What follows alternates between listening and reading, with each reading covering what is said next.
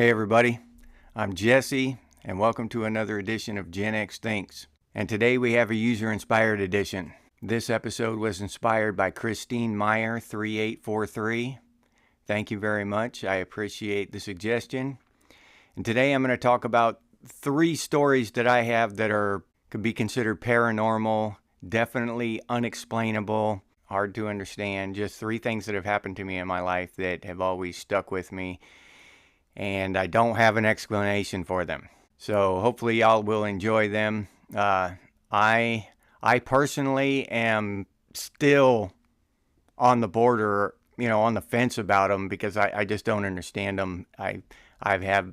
Throughout my life, I've had different theories about them, about explanations, but they're just not explainable, and I don't know if they ever will be. And if any of y'all have had similar experiences or any experiences that you can't explain, then please put them down in the comments. Share with us, that kind of stuff.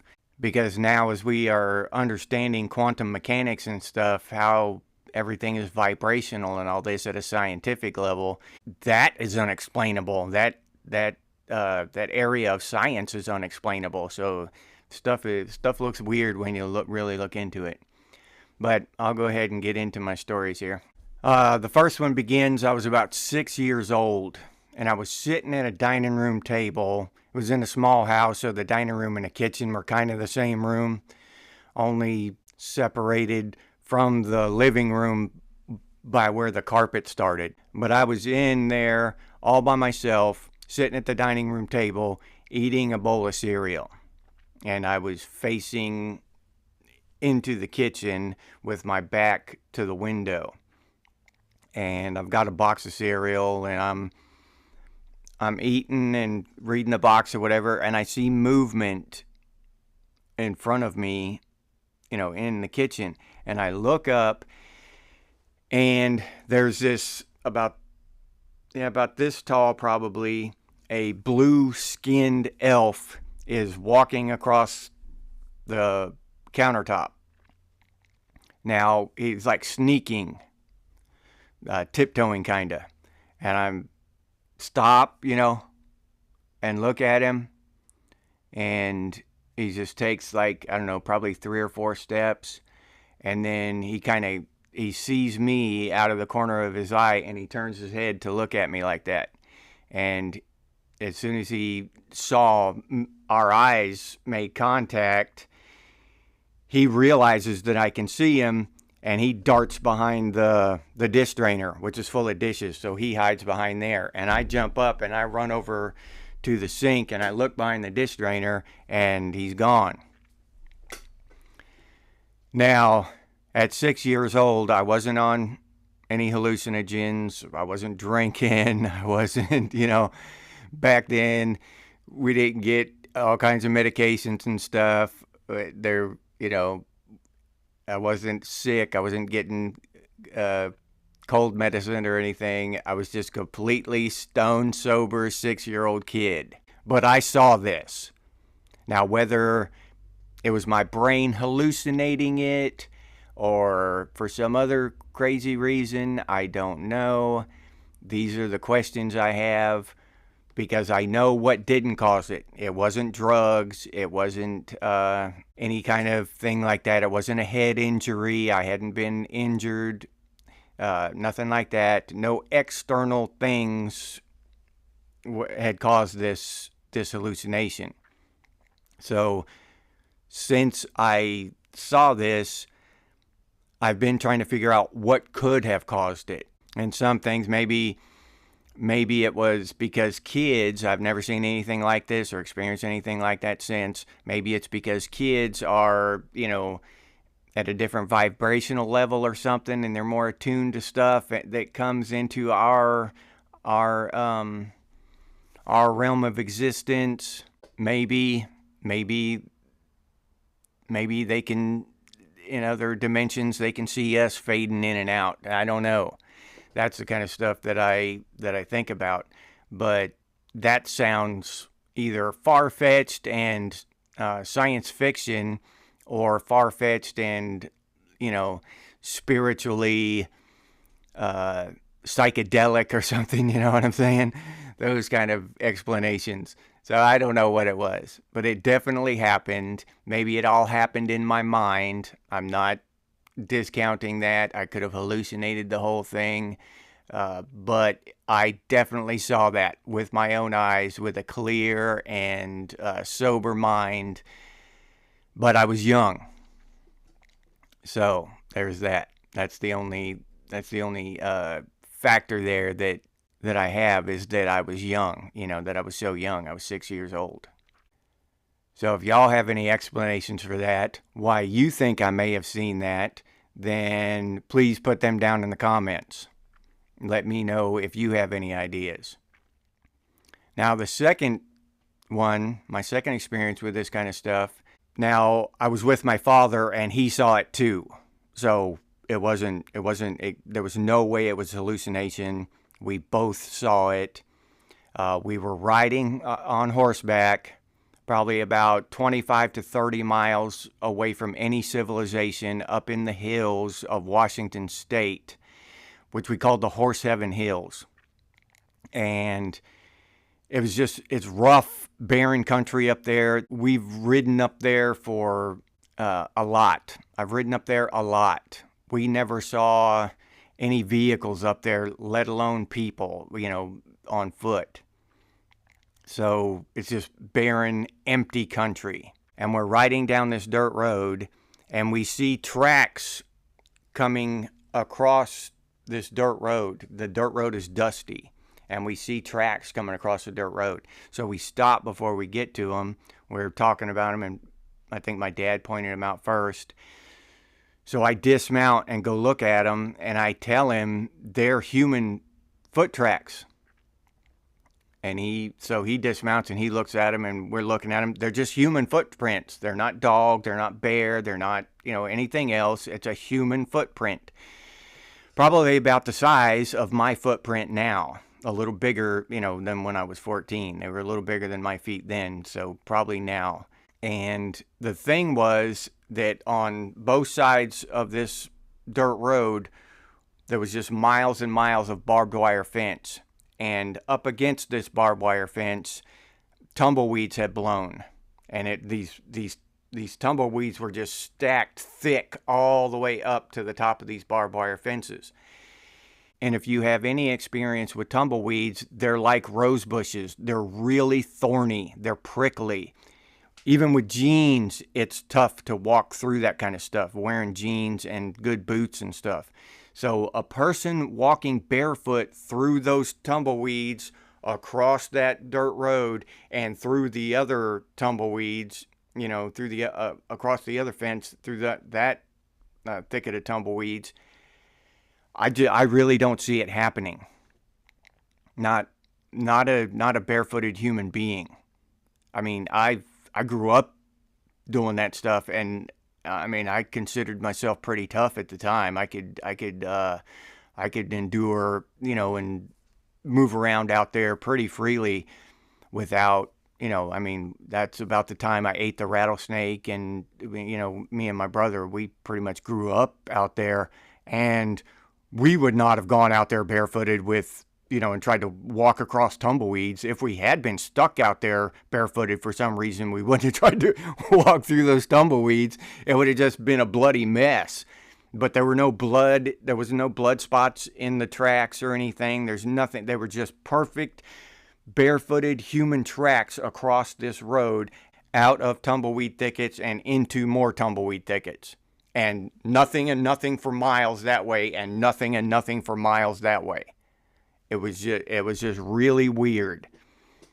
We didn't have cell phones back then, so we couldn't take pictures or anything. We just, empty pockets. We had no way of recording the event. I really wish, there's one time I wish I could have gone back in the past and taken pictures, because I would have. But then nowadays, everybody thinks that they were just faked. So, there's that. But I saw that with my own eyes. My dad saw it with his own eyes. We both discussed it there. We talked about it many times afterward, what we thought it was. Of course, the first thing to come to our mind was Bigfoot.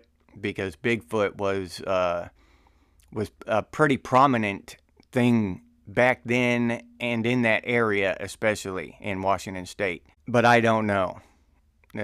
Honestly, I don't know. I didn't see the actual creature or the actual person, whatever it was. If it was a person, they had unbelievably tough feet and legs. That's all I can say. Unbelievably. Like mutant level scales and shit on their, alligator scales on their feet and legs, something like that. Because a normal human anatomy could not do that. The level of pain and blood and stuff there would have been signs of blood.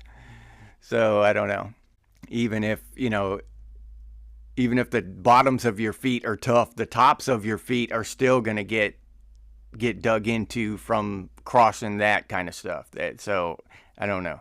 It's weird, but that's the thing that I actually witnessed with my own eyes. That is completely unexplainable to this day, and I still think about it once in a while. Like, what the hell, The only thing I can still say, the best explanation is Bigfoot, and that's weird. The best explanation you have is Bigfoot, because the human explanation doesn't make sense to me. Not knowing what I know, it just doesn't. And the third and final story that I have is, it was a house, which I don't know the whole thing with the ghosts and the haunted houses and stuff. I have a tough time believing, just because, you see all these ghost chasing shows and stuff, and they always chase ghosts, but they never find any. So they're just continually doing the chasing, never the finding.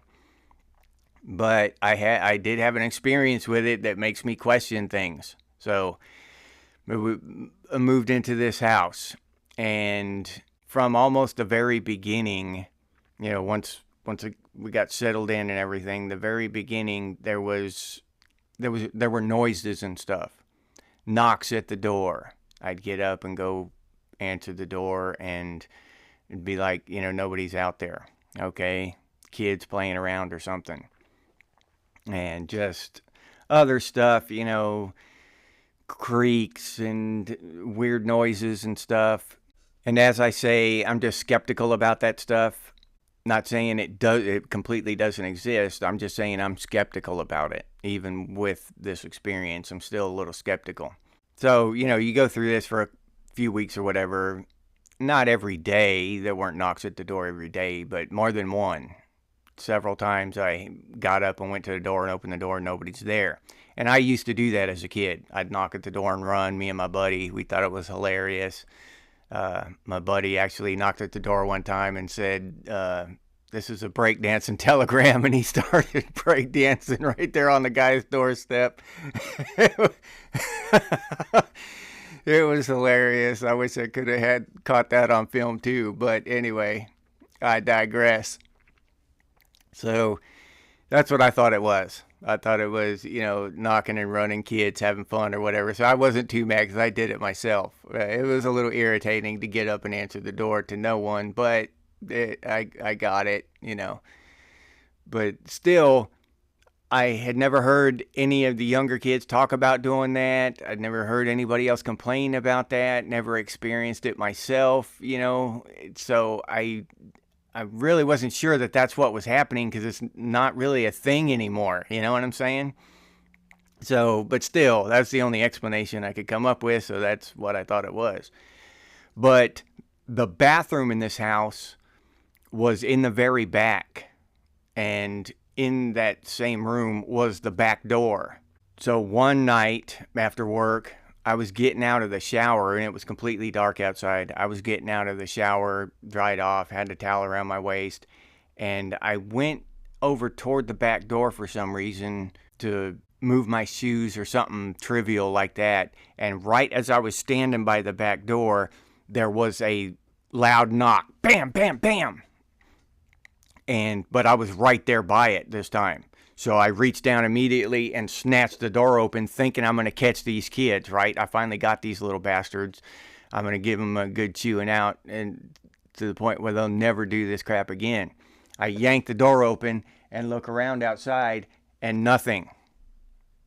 There's not a noise, not a kid. There was no time between the time that last knock hit to the time I snatched that door open for a kid to run all the way across that yard and jump that fence into the bushes. There were no bushes changing. Even if the kid was Flash Gordon or something, he could run that damn fast. There was no bushes wiggling or nothing like a kid had just run through there. Nothing. It was just complete dark silence in the back of that yard. And there's just no humanly way that a kid could get out of my vision before I opened that door.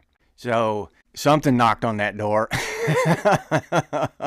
Unless they were hanging from the roof, because I never checked the roof. That's the only thing. He'd have been hanging from the roof, knock at the door, then get back up.